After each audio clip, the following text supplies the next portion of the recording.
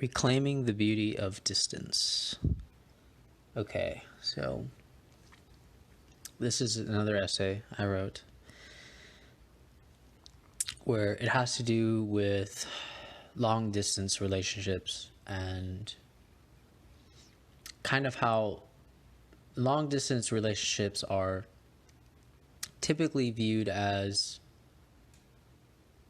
either, and I will talk about this. Actually, I should just go into the essay. I will address any other concerns afterwards. Okay, so Chapter 1, Identifying the Symptom. It is often claimed in the dating world that long-distance relationships are often a matter of preference and that either choice is acceptable. However, there are those that are more pessimistic and claim that long-distance relationships rarely work out and are doomed to fail. Whichever the case may be, I want to challenge the idea of distance merely being preferable to revealing a deeper symptom of fear, that is to say, physical loneliness. Though some may argue physical needs such as presence, comfort, and sex are simply natural demands as social human beings, this argument, I will concede, has merit, but I must warn we often guise loneliness under rational justification. What is most questionable in the event of our thinking is the self-evident obviousness to the mind, which is the given socialness that we use as our premise and justification for our needs and demands. Distance has somehow become an antinomy to nearness and being social. These claims deserve to be investigated because it can clearly also be the case that being physically close to someone does not imply closeness to the individual. Many of us can recount experiences of feeling distant to someone, whether in our family or in our past intimate relationships, despite their physical proximity. These accounts deserve to be addressed, for what do we actually mean by distance? Chapter 2, Physical Distance. Physical distance can be seen as an issue ripe for miscommunication, potential cheating, loneliness, and physical needs that cannot be met immediately. But ultimately, the rooting source of these complaints against physical distance is fear and possible past trauma from previous relationships. Decisions based on fear that are not based on immediate survival, for example, a bear chasing you, are definitely questionable. For there is nothing life-threatening about physical distance other than your fear of physical separation from an individual. I am not here to determine whether this kind of attachment is healthy, but I will say any decision based on fear should cause some inner reflection. You've chosen flight from distance instead of fight for distance. Chapter 3, Reinterpreting Feelings. There is a gap between the idea of closeness and the anxiety of separation. The conventional interpretation is to prefer physical proximity to the one you love. However, your idea of closeness falls to shambles, as alluded to earlier, when physical proximity fails to achieve this closeness. What can then make sense of this contradiction? Is it possible that the anxiety of separation should be viewed internally rather than outwardly, which would imply a call to an internal grounding within the individual, meaning this anxiety of separation is not toward the external partner, but toward the separation of your internal self that you have failed to address. Chapter 4, Negative Distance. Negative space in art is quite a unique form of expression by using space to reveal a subject. Nothing is wasted. The space around makes a dual image possible to show that space is not empty and that it can reveal beauty through its own manipulation. The art itself is never lacking or demands to be filled. I hope we are beginning to see where I'm headed with the idea of negative distance. For the separation of two lovers or potential lovers should not be seen as a gap, but rather as an expression of a beautiful vastness that objectifies their love through distance. This distance can then reveal the depth of love that is shared between two individuals. The mistake that is often made is to fill the space instead of utilizing the space. Transformation, Chapter 5. The conditional requirements to understand and reclaim the beauty of distance are not easy.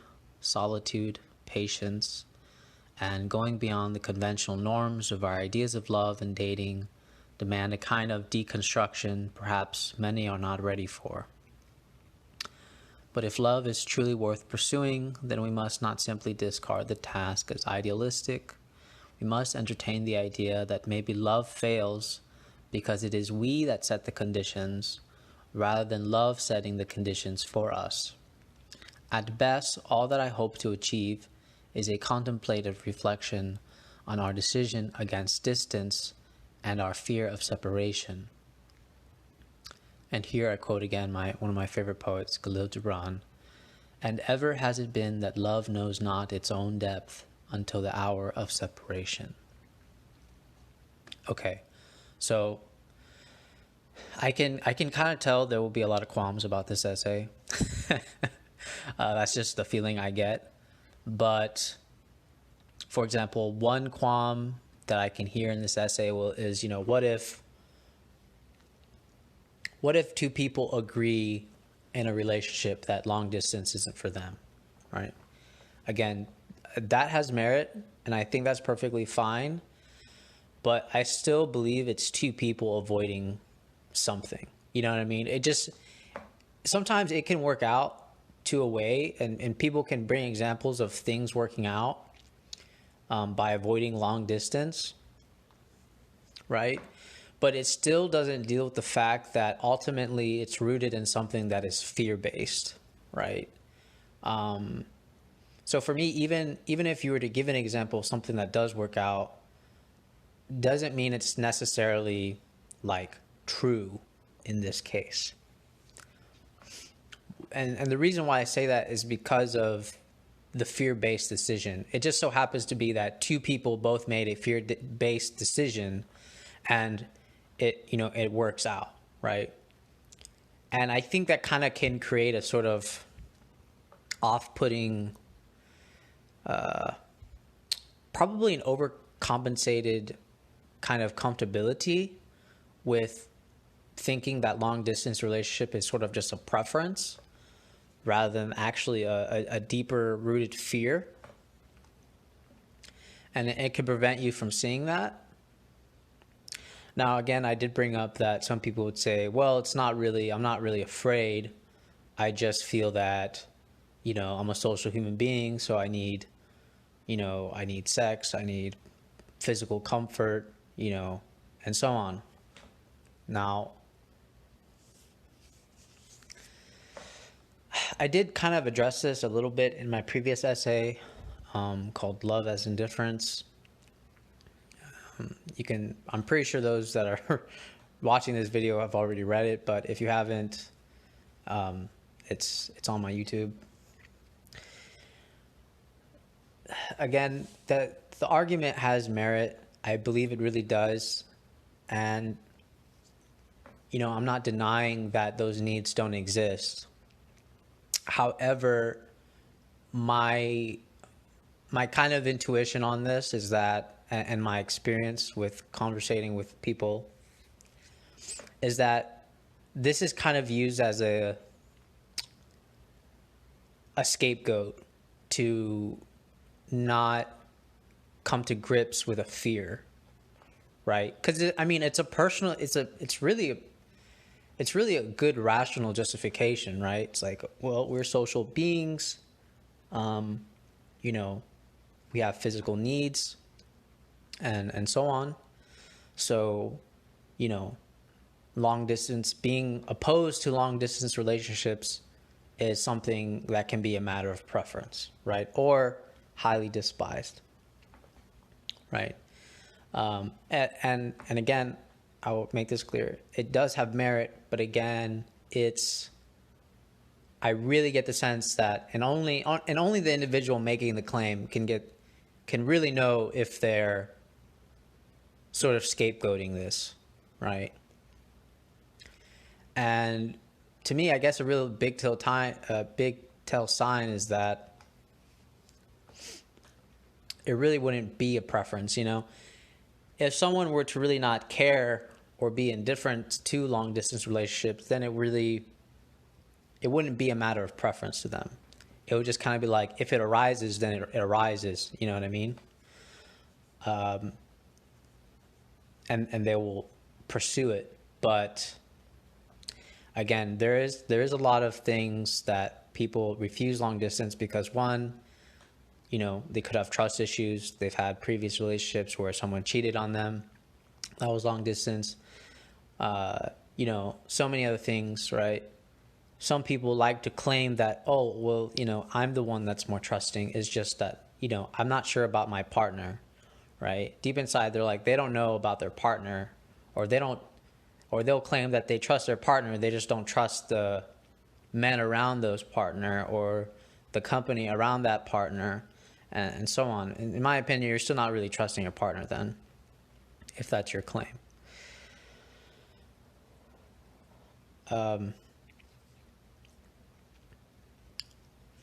So my main gripe really is that even though we use the excuse to kind of identify long distance relationships or avoid long distance relationships as merely preference, is really pointing to a more deep-seated fear, which is loneliness, right? And I say here physical loneliness. I really should have said just loneliness in general.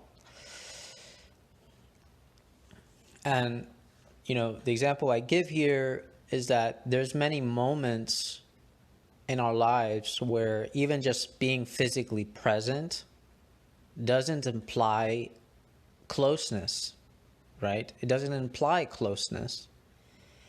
And it doesn't even necessarily imply trust, right? Because there are many moments in relationships that we can recall, whether with our friends or with our family, that you can accuse someone of cheating and they've been living in your house the entire time, right? In your room, within your vicinity the entire time. You can have the same mistrust. So it's a lot of the things that people seem to be against or claim to not prefer long distance relationships. I find that many of those kind of skeptical reasons, the same thing can occur even if you are within physical proximity. So what I'm really trying to get at is, what do we really mean when we want someone to be close to us, right? Because it can't just mean physical. It can't mean physical closeness. Because we can recall so many instances where that's not necessarily true, right? There is another kind of, I would say, probably an emotional closeness. That's what we're really talking about here. Emotional closeness creates trust, right? And so that's why basically what I'm saying is the physical part isn't as relevant as we'd like to think it to believe. And then again, here I address sort of the reinterpretation of that feeling, right? That we want this feeling of closeness that has been sort of misinterpreted as a physical proximity, a wanting of a physical proximity. Actually, my bad. It's the idea of closeness and the feeling of anxiety about separation, right? Which I'm saying that is wrongfully interpreted, because what we're saying is that that means we should prefer physical proximity. And again, I already showed why that's not necessarily true and why that can be a contradiction when even someone is close, but yet they're not really close because they don't feel close. So then what I'm saying is, what I'm trying to point at in this essay is like, okay, so then what is this? What's the reinterpretation for this anxiety of separation, right? What is this fear that we're sort of hiding as a preference against long-distance relationships? And what I'm trying to get at is that it's not an outward fear, but it's more of an inward, right? It's more of an inward warning inside yourself that there's a separation within yourself that you have to pay attention to, right? And I think some could argue that what you're having is probably an over attachment to the individual, and because of this over attachment, you have sort of basically begin to like erase yourself, if that makes any sense. And so, but the thing is, you interpret that anxiety feeling as not being comfortable with your partner being far away. And that means that they should be closer to you to sort of appease that anxiety. But what I'm saying is, I think it's possible that that is the wrong interpretation, and that actually it has nothing to do with the external partner being far or close, but actually has to do something more with your internal grounding within yourself that needs to be addressed, and that needs to be given affection and attended to, right? And again, in my previous essay, I talk about love as indifference, right? Where you yourself are the abundance. And when you are the abundance, I don't think there technically should be no fear of separation, right? All should be treated the same, whether they are near or far away. All should be cherished and appreciated the same. So hopefully that addresses that kind of issue. And then I use this idea of negative space, and I call it negative distance. And negative space in art is, I mean, you guys can look up pictures of negative space in art. It's really beautiful in terms of how the space is part of the participation in sort of revealing the subject and causing a dual image, right? Which is really fascinating because it actually shows that the space in the art isn't really empty, right? It's actually utilized. And when you look at that piece of art, you don't get the sense of that you have to fill that space, but that it actually is already utilized, right? And so what does this now mean with distance, right? What does negative distance mean? It means that despite there being a physical distance between, someone that you love or a possible lover, or it could be a family member, friends, anything, despite the physical distance, this gap should not be seen as something that should constantly be filled, but something that can be utilized in expressing the kind of deep love that you have between this individual, right? And I feel like that's kind of hard to explain, and I still feel like I haven't explained it quite adequately. But again, in this essay, I did say something like, instead of filling the space, we utilize the space, right? Think of like a window in a house. You don't cement the window, right? You utilize the window. You let the light come in from the sun, and the sun is rather distant, correct? It's rather distant, but you let the light reach you through that window. So it's you utilizing that window for the light to be reached. And I think hopefully using that example, you can kind of figure out what I really mean by cherishing and understanding the depth of love that can be expressed in distance between individuals.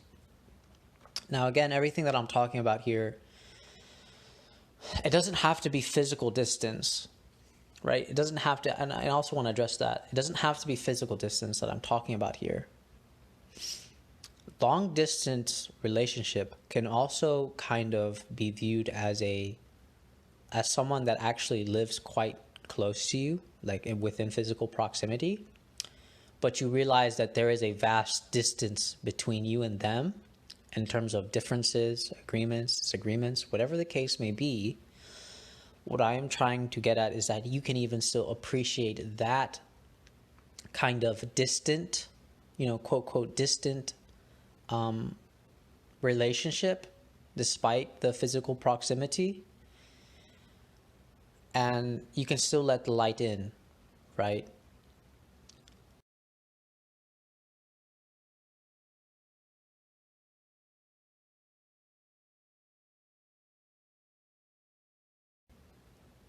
Now, this is everything that I'm saying here is by no means easy. And you know my answer to easy. If it's easy, it's probably not worth doing, right? But if we're talking about love here, and you feel like it's worth pursuing, right? And again, I want to caveat this idea of long distance again. I am meaning love in this scenario, right? Like long distance in terms of like you love this person and so on, or you see this person actually. I'll take that back. You don't have to actually love them. You could see a potential, right? Or you've committed to them in some kind of way, but yeah. So this is by no means easy. It does require you to cultivate, some kind of solitude and patience, and kind of deconstruct your normal ideas of love and dating. I often see long distance or, people looking for partners and then finding partners that are sort of far away, or potential partners that are far away. They kind of get a little bit dismissed too quickly. And I think that really does have to do with that sort of fear-based, understanding, right? It's that fear of like physical loneliness and so on. And the assumption is that, I guess what I was really trying to address in the end is that it's an assumption that even if you do pick a partner that's close to you, it's an assumption that you will actually feel close to them, right?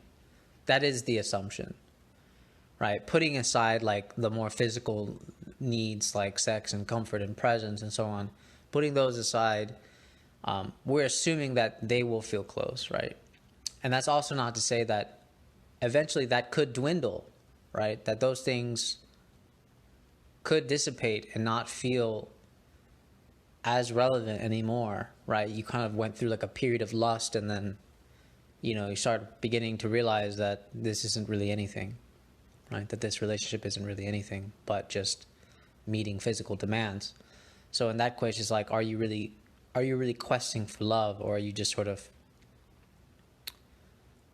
using people as a sort of means to achieve your satisfactions, right?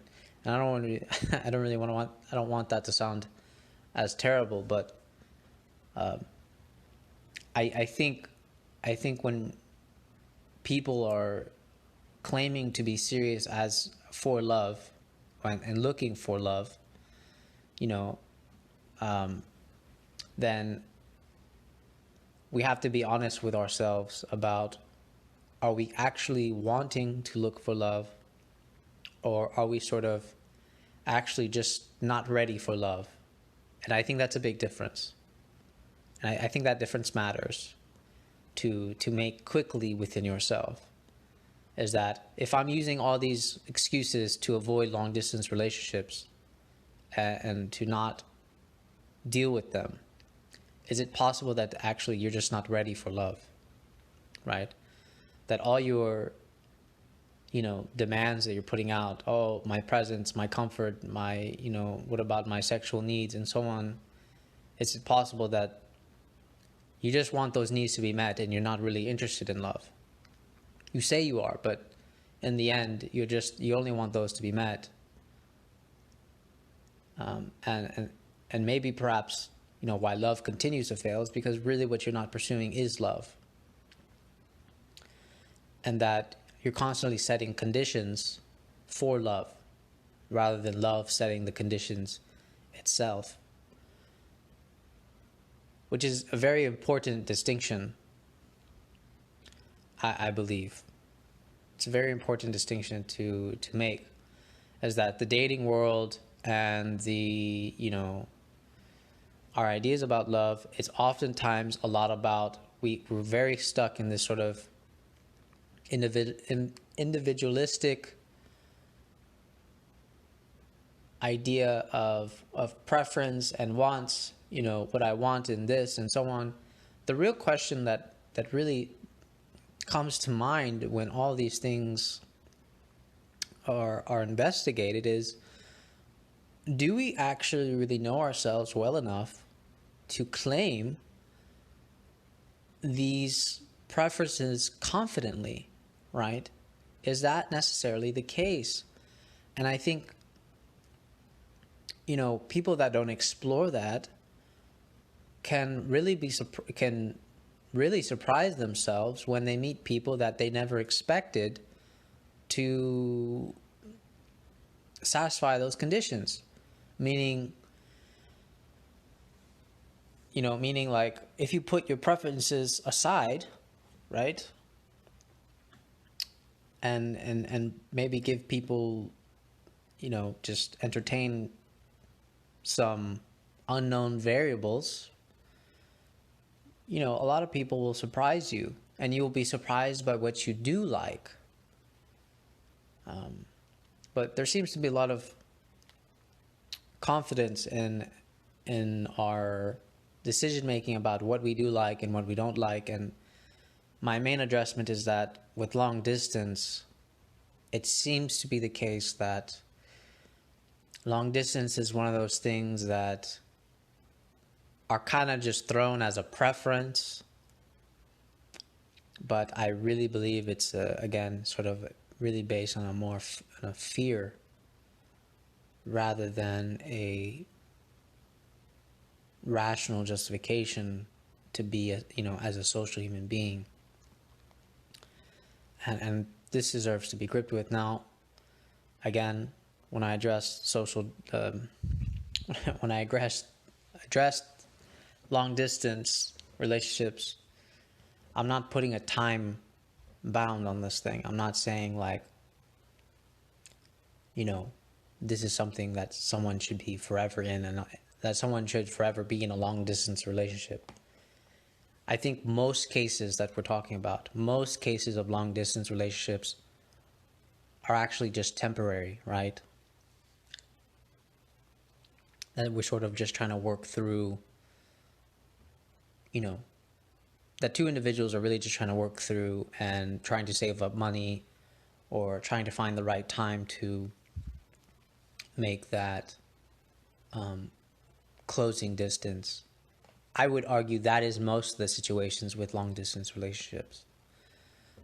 Now, can it possibly be the case that maybe one never wants to never close it in and be close? That's possible. But I think that's something that has to be discussed between two individuals and so on.